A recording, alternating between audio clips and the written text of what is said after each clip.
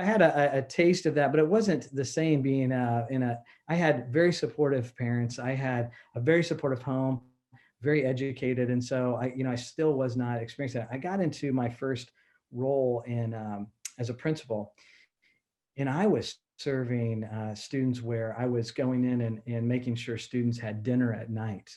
And it opened my eyes to a whole nother set of pieces that I had privilege to, because I had resources, I had connections, and these kids did not. They did not have that. And so I went in at first and I tried to really understand and get involved. And there'd be evenings I'm making sure I'm ordering pizza to the motel where the kid's staying, and the next morning I'm driving his dad to the methadone clinic because he's all strung out on heroin, and I want to make sure he gets that treatment so that he can go and work his job that day. And I did all that before coming in and getting the job done and working as an elementary principal. And that was a regular rhythm of my life. And so that gave me this just heart for people that didn't have resources and that generational poverty. And so that gave me empathy. And then later in my life, as I came into Mason City Schools, I'm just trying to give you some examples, but I came into Mason City Schools, and we have a very large Muslim population. And I really quickly started to understand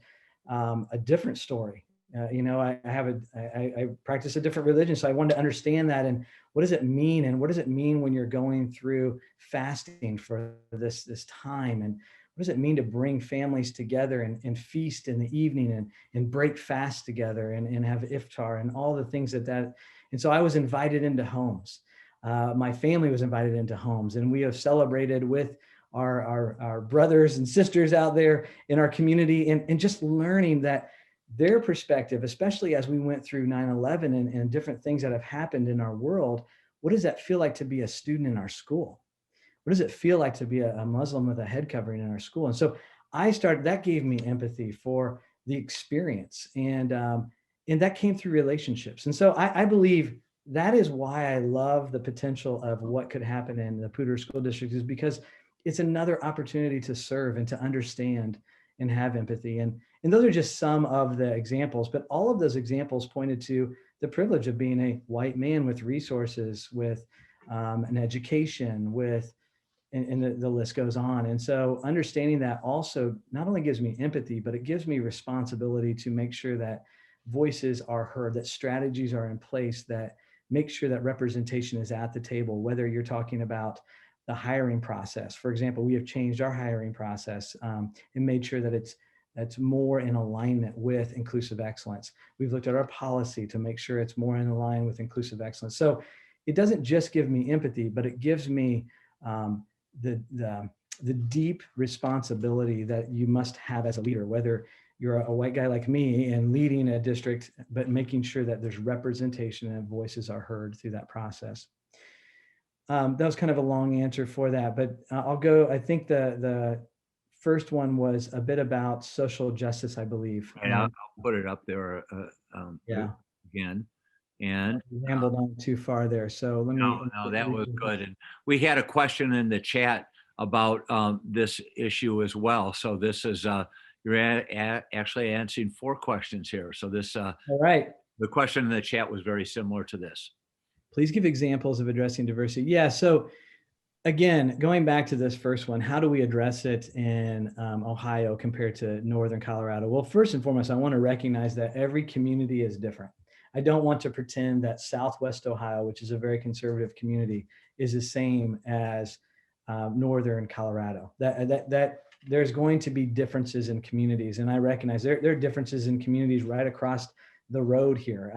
And so first and foremost is understanding your community and understanding there is a goal that we should all have, and that's to make sure all children, all students find a safe and successful environment for learning. I mean, at bottom line, we have to figure that out. And so whether that's, and then figuring that inside your community and understanding the desires of the community is super important. So if there are social justice issues that have not been addressed, understanding why and understanding that is going through and listening to that. So in my district now, with inclusive excellence as a centerpiece, it allows us and it challenges us to ask those questions. It challenges us to use our resources specifically for the work and not just for a rhetoric or for language, but for the work. And so you can look at our budget, for example, over the past 3 years, and you can see how we prioritized our work to address exactly what you're asking about, to address equity, to address those pieces in the classroom. And we also use data to do that and making sure our data aligns. We know what the national data trends are. We want to see, are we changing things within our school district? And I would see us doing the same thing in the Poudre School District as well.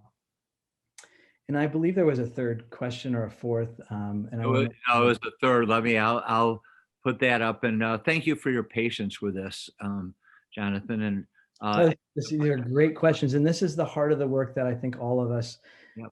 Are trying to figure out how to do well. Can I read it once more? Yeah, go ahead. Give our interpreters time to repeat this. Not all students have school choice due to ability, economic status, transportation, many reasons. How will you address the structural inequalities that limit the choices of all students and families? Well, I think first of all, I would have to truly understand the situation. I'd have to understand the structural challenges that are in place and the systematic challenges that are in place as a school district. I understand it conceptually, but to understand it on a practical level and to understand what has already been in place and how has the district tried to solve for that concern already. And if that's not been, then let's put together a team of people to look at that and actually begin to address that together and asking the questions and always coming back to your why. If part of your why is making sure that all students have equitable opportunities in a school district, then we need to figure out the systems that actually support that promise to the Poudre School District students. And so that's what I would do first, is I would come in, I would understand, and through that understanding, I would build a systematic approach to solving that problem together with our community members and with our team, so that we can move forward towards a solution that would make a more equitable opportunity for all kids. Because I do understand when you have that happen, even, and that was something that came up the other day, if you have site-based schools, one challenge or concern that could come up is equity. You have the have and the have not kind of concept starting to happen, and that's not healthy for an overall school district. So doing a study on that and understanding how we can address that together. Great. Thank you so much. Dallas, I think, could you take the next question? I would be happy to. Jonathan, where does mental health support in our schools land on your list of priorities? Wow, this is a top priority for us right now. Where I currently serve, I shared with a group last night, we have made this a top priority. I actually talked to my mental wellness coordinator today. She is a solid leader and leads a team of people. Well, we didn't have that in place just 3 years ago. So over the last 3 years, we have allocated resources to align with that priority of mental health. It started where I was listening to our students, and our students were telling me, that there's a problem. They told me that, Jonathan, Mr. Cooper, this is a major problem with students. We have suicidal ideation that is happening nonstop. We're a super competitive school district, and our GPAs were 6.5s and all kinds of crazy numbers. And it was out of hand. And so our students said mental health is an issue. And so we really dug into that and we started to study it. And so I would see us doing the same thing at the Poudre School District. And I'm sure there's already been good work that's been done there, but I would come alongside and continue to offer that expertise. We brought in third parties to help us with that. We brought in a student suicide prevention program out of Utah, because there's a program out there called Hope Squad. You may have heard of this. We flew them in to help us understand how that works, because we could not afford to have another suicide in our district. And we had just a series of them over a 10-year period of time. And so we put a lot of support systems in place. And we also began to break down the stigma of talking about mental illness. And we did that with our staff. I started a program with, and I didn't just start this on my own. So every time I say that, understand there is a team of people that are working together. So I want to make sure I'm really clear about that. But they reached out to us and said, Jonathan, we have a program called Start the Conversation. It's with the Linder Center of Hope that's in our area. And we do it with CEOs, and CEOs kick this off with their staff. And so I said, I would love to have it. And so I worked with our mental wellness team, which we put in place over the last 2 years. And we sat down together and we put together a 5-week program for all of our staff and invited people. We thought we'd have 25 show up. And we had, I think it was over 200 the first session show up because people, it was important to staff and they wanted to talk about it. And so we began to start the conversation about 1 in 5 people struggle with mental illness or affected or impacted with mental illness. What does that mean for us as a staff, whether you're caring for someone, whether you're yourself having that challenge, or whether you're serving students and families in your classroom? And how do we build that? And then we started putting in place trauma-informed care for all of our staff and that training in place. And we've built that program out now. We've worked with Children's Hospital to have therapists on site so that we actually have that in place. So as you hear me talking, as a priority, yes, huge priority. And it should be a big priority, especially coming out of a pandemic. When you look at the numbers, when we were going through the first semester and we looked at our data, we were in school, a majority of our students did come back 5 days a week, but that's because we built a plan together with our community. Desarrollamos un plan con nuestra comunidad juntos y todos nosotros decidimos proceder con este. We had one student that did have to visit the urgent care for dehydration because they were ill during that time, and they were in there for an evening to get the fluids that they needed. Over a 3-week period of time, we had 15 kids in suicidal ideation. And so this is with a whole plan in place. So that tells me really clearly that if that's happening at Mason City Schools, that's happening everywhere. And so it's something that should be a high priority for all of us. And it's not something just the school does. It's something we do as families together. It's something I do with my kids. It's something we do together as a community. Thank you very much. Great, Jonathan. Thank you. And just your timing's doing well. We have 15 more minutes. Right. We have 6 more questions, and we will give you a little time at the end. So great pacing. And let's we'll screen share this next. This is another theme, and there's 2 questions here, but they're very closely related. And it's about partnerships with the community. So PSD is not considered a good partner with the community. How will you mend this rift so that the community can help the school district be a truly great school district? And the school district and their decisions not only have a big impact on students and families, but also impacts the business community. How can the communication between the school district and the business community be better bridged? Well, I'll tell you right now, let's do it. Because that is the power of I've told people this, and we believe this at Mason City Schools, and it's something that I have seen the power of, is a pre-K 12 organization should be the beacon that brings the community together. I mean, it's where everything happens, whether it's ball games or it's what's happening with the academic challenges that are going on or the service-oriented projects. The school district should be the heart of that. And that's through the partnerships with your community. And I believe in it so passionately. I actually work closely with our chamber. I work closely with our city government here. I work with our mayor. I mean, we talk to each other regularly to make sure. I talk to our township around the area to make sure that we are all on the same page and walking in the same direction. And so I believe that if it's not there now, it will be there.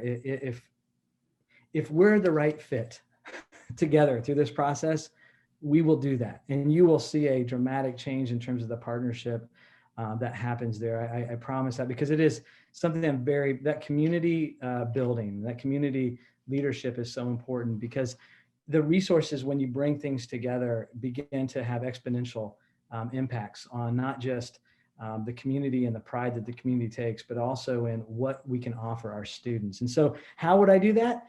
Well, first and foremost, I'd start by reaching out. I've already started to look at some of the key partners that you have around your area and starting to think through. I reached out today already to some of the businesses and just starting to think through who are the key players, so that I understand as a superintendent looking at your school district, coming from a place I love, what are the potential things? And you have so many potential opportunities, especially with a university right there in the center. So I would bring people together for sure. I would make sure if there's not already a coalition that's built for business and private partnerships, we would make sure we put that together right away. I would initiate that by reaching out and being a champion of that. And then we would together start to talk about what are the first of all, what are the issues that we could solve together? So what are the low-lying fruit pieces that we could work together as a community partnership to start with, so that we can have some early wins together to see the power of community.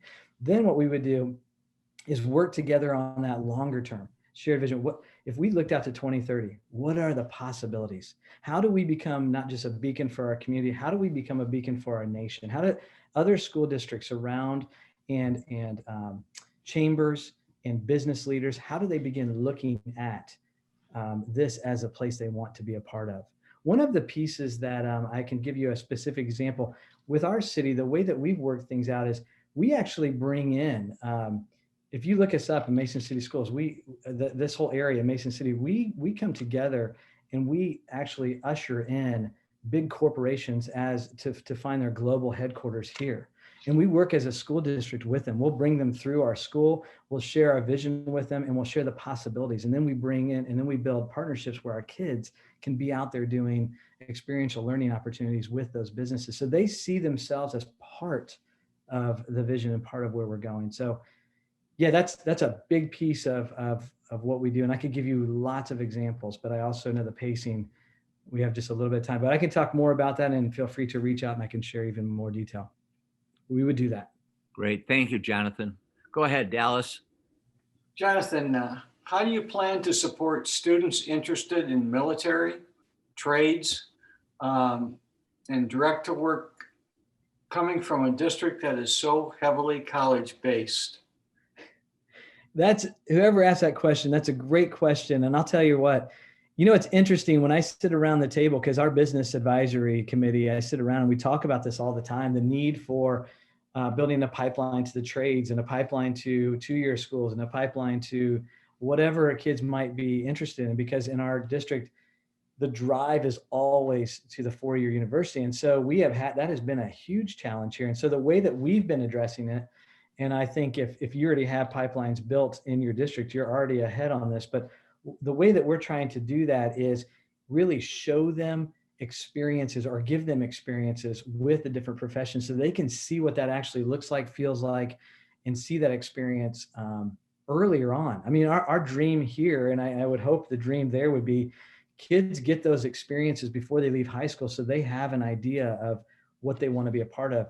We do that through the curriculum. We do that through personalized learning. When you start to talk about personalized learning, the potential that it brings, kids, think about this. A kid in third grade decides, this is what I'm interested in. You heard my daughter. I'm interested in horses. I'm an artist. Okay, great. That's awesome. I was an art major at one point in time, but I learned really quickly that was expensive, that I wasn't very good at it. I started it. That was my first major, but I loved it. So instead of us just sending kids off and saying, just because you love that, hey, how about we work through third grade and then sixth grade and then ninth grade. And then by the time you're a junior and senior, you should have an experience that you look back and reflect on these experiences and these interests that you've had. And you look at your skills and the things that you bring in, and you know yourself. You know yourself as a learner. You know yourself as a leader. You know yourself as a global citizen. So that know thyself concept, that true north, that would be my hope as I would come into the Poudre School District, that we would build that system in place where teachers are instrumental in helping kids know themselves in a way that would help them to know, hey, the trades are great. Military and serving, I've always been about service my whole life. Serving our country is the best thing I could possibly use my gifts and my talents and my passion for. So that's how I would see that. We're working on that now here. So whoever asked the question, it's a great question. It's a challenge that we have here, but that's what I would see the work being as we move forward. Great. Thanks, Jonathan. Dallas, I'll take the next two just because this one came up from the chat. And Jonathan, it's more about your experience with the LGBTQ population. Sure. Here's the question. The school district recently made a supportive statement for Transgender Day of Visibility. Okay. This post caused a lot of backlash. How do you feel about our district being in support of this? Well, I'll always come back to, I'm in support of all students. And so if there's a way for us to be supportive of students, whether it's the LGBTQ plus population in our school district, or it's any group, I'm very supportive in honoring our students. I think there are ways to do that that are wise. And I think knowing your community and knowing what helps, and I'll give you an example. There was a day that was designed by students in Mason at one point in time, and it was similar. It was I can't remember the name. I think it was called head covering. I can't remember the exact terminology. They had a clever terminology to it, but it's where students could wear a head covering to have empathy for their classmates who were Muslim, to understand that. Well, the first idea of how we did that, we talked about it and we thought it through very carefully and said, if we do it like this, yes, it shows support, but it also could put some of those students in a really tough place, because it's going to put possibly a negative pressure on them in our community. And so we had to hit pause for a second and think that through and work with our families and say, okay, as families, how can we honor your students in our school to make them feel confident and comfortable, and still do this where other kids can participate? And so that's that relational piece that we have to have as a pre-K-12 district. You have to think those things through. So yes, always being very supportive of all of our students. And then how we do that comes with wisdom and community and bringing people together and understanding from our families on how we should move forward on that. Great. Because I'll leave with this. There's always intent and there's always impact. And so understanding, making sure those things are thought all the way through is so important, especially when we're talking about any group that might be a marginalized group or a group of students who want to be recognized. You want to do that well so that you're not having unintentional impacts on our kids. Good. Actually, Dallas, do you want to ask the next question about the trades from the anonymous attendee up there?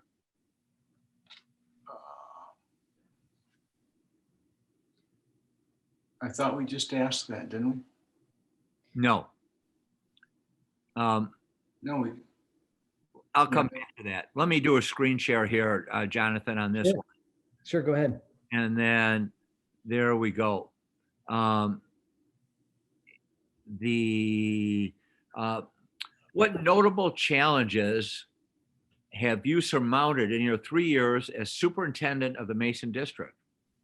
Have you endured substantial budget cuts during your tenure? If so, please share your experiences thereof. Thank you kindly. I love that. Thank you kindly, and kindly should be the spirit in which we address everything. I love it. So that's great. So thank you, whoever put that question out there. Oh, challenges? Well, I mean, in the superintendency, every day brings on new challenges. So, and that's why I love the work, because that's what you do. You problem solve and you build solutions with people. So I'll give you some examples. There's two parts there. There's budget cuts and then there's challenges.